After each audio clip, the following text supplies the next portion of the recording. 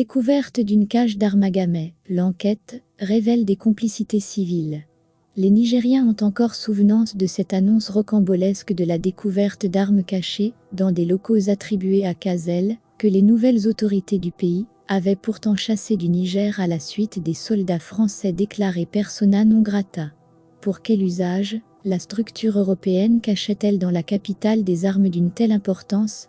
Le détail des armes, des munitions et autres matériels militaires découverts, ainsi que leur qualité, quand on peut y trouver des armes sophistiquées, ne peuvent que faire réfléchir et spéculer sur ce qui serait projeté comme action à mener dans la capitale.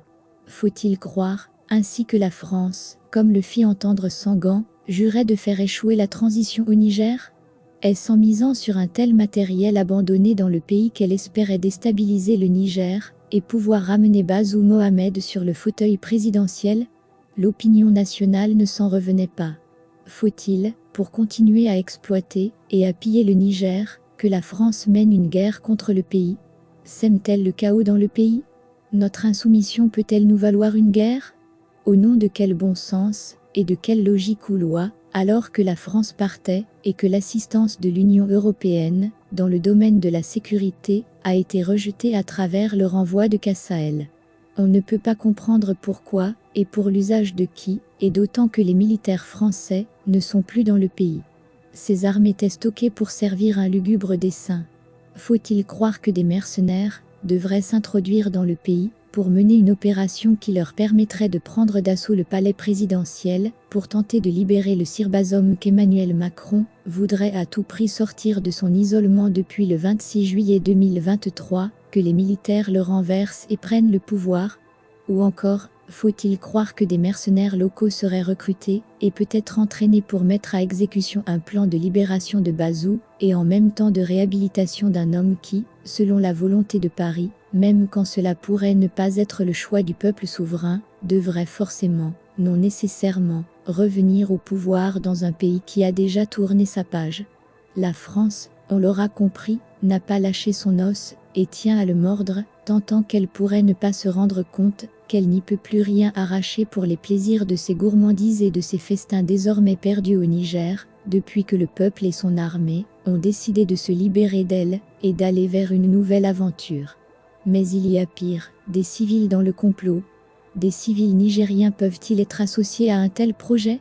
Pour beaucoup d'observateurs, c'est bien possible, quand on sait que ces hommes, pour avoir perdu le pouvoir, sont allés même jusqu'à appeler et à soutenir une guerre contre le Niger, ce pays qui serait le leur.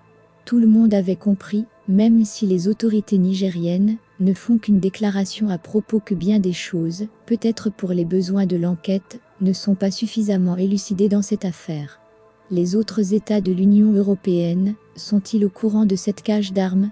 Peut-on leur demander de s'expliquer pour que le Niger sache à quel point chacun des États pourrait être impliqué? Il y a d'autant à s'en inquiéter que depuis la révélation de cette autre affaire, ni la France ni l'UE n'ont daigné répondre à d'aussi graves accusations. Les renaissants gardent un espoir fragile. Chaque jour qui s'amenuise, chaque jour qui passe, en tout cas selon certaines indiscrétions et indices de l'enquête, quelques hommes, et notamment des hommes politiques de l'ancien régime, seraient soupçonnés d'être impliqués dans cette sombre affaire, qui n'a pas encore révélé certains de ses secrets, et des non-dits, que des hommes qui perdaient le pouvoir pouvaient avoir, depuis qu'ils perdaient des privilèges. On peut d'ailleurs remarquer que depuis quelques semaines, bien des ceux qui s'agitaient, ont changé de stratégie dans leur résistance. Parlant peu est maintenant certainement le grand coup pour lequel certains des leurs continuent à garder espoir, disant à qui veut les entendre qu'ils n'ont pas perdu la partie, et que le pouvoir, pour brouiller les pistes, resterait toujours jouable et prenable. Mais trompant par les proximités supposées, qu'il prétend exister entre l'ancien président et le président du CNSP, qui donc peuvent être ces audacieux, disons inconscients, à comploter avec l'impérialisme, pour déstabiliser leur pays. Les investigations se poursuivent, et nous reviendrons pour donner d'autres détails, pour tenter de démêler les nœuds du puzzle. Voici plus de 7 mois, que les Nigériens courageusement faisaient montre d'une résilience étonnante, qui a surpris le monde entier, endurant les souffrances que leur imposaient des chefs d'État, qui avaient cru que par une telle solution de la cruauté, ils pouvaient arriver à bout de l'engagement du peuple et de ses nouvelles autorités. Après Oumoudou, qui prédisait l'apocalypse pour le pays avant 2 semaines, l'on a plusieurs fois entendu la presse française parler d'un effondrement prochain et proche du pays, évoquant sans en avoir aucune preuve, l'imminence du chaos qui obligerait le pays à céder, et finalement au piètre calculateur à se mettre à genoux, pour supplier la pseudo et la France à avoir pitié pour venir nous essuyer des larmes. Elles ont vainement attendu le grand désastre, personne ne mourrait pourtant, et ne se plaignait, le peuple restait digne, et supportait avec courage la cherté ambiante, et souvent l'inaccessibilité de certains produits, et leur mobilité drastiquement réduite.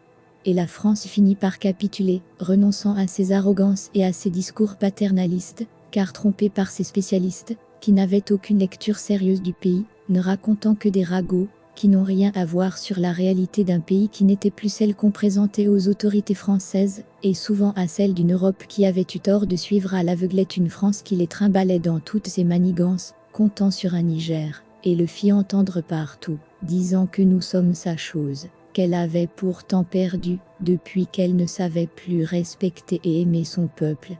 Assouy Massaou, Umoudou, et tous les autres avaient prédit tous les malheurs pour le Niger. Aujourd'hui, à la suite de la levée des sanctions, qui se sont révélées inefficaces, ils doivent bien être tristes, que ce qu'ils appelaient de tous leurs vœux ne se soit pas produit. Tristes sans doute de voir les Nigériens résister à la méchanceté de la Sudio et de la France. Le Niger se porte plutôt bien, et les Nigériens sont surtout plus que jamais déterminés à poursuivre le combat de la dignité, sans compter ni sur la France ni sur la Sudio ni sur un autre. Officiellement, pour leur grand malheur, aucune voix officielle n'a commenté la décision de la ASUDIO de lever les sanctions prises contre le Niger. Les autorités nigériennes, qui ne sont plus seules dans leur choix, considérant cette gentillesse isolée, et calculée comme un événement dont elles ne peuvent pas se réjouir, parce qu'elles ne l'avaient pas cherché, ni même espéré. Ceux qui espéraient les catacombes pour le pays, peuvent-ils rêver de revenir dans le pays, et les Nigériens les attendent. Le pays ne s'est pas effondré, au contraire, il résiste et tient bon, rêvant de nouvelles épopées entre désespoir et problèmes de conscience. Tous les plans ont foiré, et il n'y a plus rien sur lequel les fugitifs peuvent compter pour espérer revenir au pouvoir, alors qu'oubliant Dieu dans les destinées humaines, ils entrevoyaient dans leurs vieilles arrogances qu'ils seraient là à gouverner le pays pour pas moins de 30 ans. Mais le 26 juillet 2023, Dieu, qui tient toutes les destinées, renverse les plans pour mettre au-dessus le sien, que rien et personne ne peuvent corrompre. Dans les silences d'une nuit calme, sous un ciel apparemment serein, un monde se défaisait, dans le désarroi d'un philosophe surpris par le destin, peut-être sans que les hommes n'aient conscience, qui n'agissait que par un autre dont la volonté prime, sûr pour déterminer les parcours des sociétés. Ainsi, la Sudio a échoué, à porter une part, par procuration, que la France lui demandait de mener contre le Niger. Ces sanctions ont également échoué lamentablement, et voilà que des armes, dont on peut soupçonner le mode d'emploi, sont découvertes dans leur cachette. Il n'y a plus, depuis ce soir du samedi 2024 à Abuja, de sanctions qui peurent le Niger, si ce n'est celles que le Niger refuse maintenant, notamment avec le Bénin. Le blocus, qui jusqu'à nouvel ordre, au-delà de ce qui est de la Sudio, devrait continuer à rester en vigueur. Le Niger ne pouvant plus faire confiance au Bénin, sinon à son président actuel, Patrice Talon, qui héberge les soldats que le Niger chassait de son territoire. S'il ne peut pas le comprendre, c'est tant pis. Allez vite, le CNSP et son gouvernement, victorieusement, viennent de franchir bien d'obstacles, avançant avec fierté aux côtés de peuples frères du Mali et du Burkina Faso dans cette marche exaltante. Le soutien du peuple aura été précieux. On peut d'ailleurs penser, après la levée inutile des sanctions de la Sudio, que le gouvernement et le CNSP doivent communiquer pour remercier ce peuple qui, malgré les souffrances évidentes, n'a laissé paraître aucune larme, aucun soupir, gardant altier ses pas pour marcher dignement. Il faut donc, et peut-être de concert, avec les autres pays de là, se définir un agenda, mettre en place les institutions de la transition, et régler rapidement certains problèmes, notamment celui de l'électricité et de la cherté de la vie. Certaines questions, avant que les peuples ne s'en impatientent, doivent être abordées dans l'urgence, non dans la précipitation. Sur ces questions, avouons-le, les militaires doivent garder une certaine lucidité pour comprendre pourquoi les peuples soutenaient la volonté de rassembler les Nigériens. ne peut donc pas exonérer ceux qui ont volé et pillé, blessé et humilié de leurs crimes. La vérité de l'histoire le commande. C'est au prix de la moralisation de la vie publique, dans un pays gangrené par la corruption, la concussion, le favoritisme et la propension des hommes à la facilité et à la culture de la médiocrité, que notre époque a la lourde charge de réinventer le Niger tel que le voulait Diori Conché et Barré, une nation métissée, unie, forte de sa diversité, riche de ses différences.